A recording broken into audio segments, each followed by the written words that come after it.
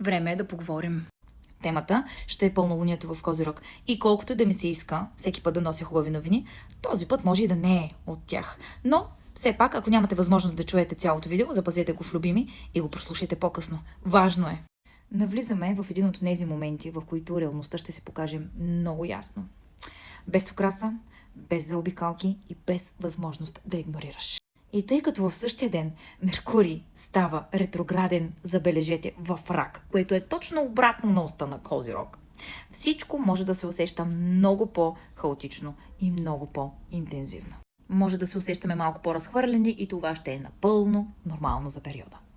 Козирогът е знакът на зрелостта, на отговорността, на дисциплината и на усилието. Но Луната изобщо не се чувства добре там. Защото тя иска да усеща, да се движи през емоциите, да ги изразява, докато Козирог от своя страна често ги задържа. Не заради друго, просто защото трябва да се върши работата. Все някой трябва да е свърши, нали? И точно заради това тази енергия може да се чувства леко суха, ограничаваща, тежка, неприятна, досадна дори. Ако имате чувството, че сте принудени да се изправите срещу нещо, което изобщо не искате да видите, не си въобразявате. Точно така е. Пълнолунието винаги носи завършване, но този път може да донесе и край. И този край може да бъде труден, но определено ще бъде необходим. В случая може да става въпрос за връзка, която вече не ви носи спокойствие. Може да става въпрос за работа, която не ви удовлетворява. Може да става въпрос за приятелство, което най-вероятно вече е изчерпано. Но също така може да става и въпрос за начин на мислене, който вече не работи за вас, или за място, което е време да напуснете. Особено силно това ще се усети от кардиналните знаци, но истината е, че всеки някъде в картата си има Козирог. Тоест, тази енергия така или иначе ще достигне до всички ни по един или по друг начин, с една или с друга сила.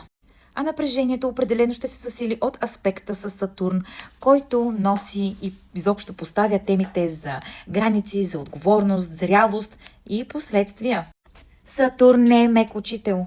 Той няма да остави нещата да ви се разминат. Но точно и затова този период може да бъде толкова важен. Не всичко обаче е трудно. Всъщност, именно такава енергия ни помага да видим какво не работи вече. Тема, която обсъждаме от много време. Кара ни да спрем, да се огледаме и да признаем това всъщност, което отдавна усещаме, че сме отлагали. Понякога най-трудната част не е самото съзнаване, а моментът, в който най-накрая си признаеш, че е време да кажеш с Богом.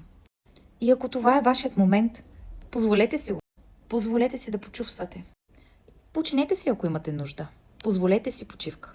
Позволете си да бъдете честни със себе си. Не е нужно да насилвате лекотата там, където просто има нужда от малко истина. Това пълнолуние не е тук, за да направи нещата по-лесни за вас. То е тук, за да ги направи по-истински. Защото именно автентичността е основната тема, която разглеждаме и е супер актуална към днешна дата.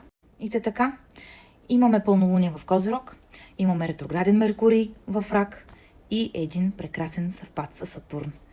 Дръжте се, ще се справим.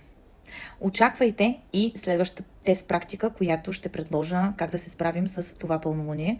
Така че, stay tuned!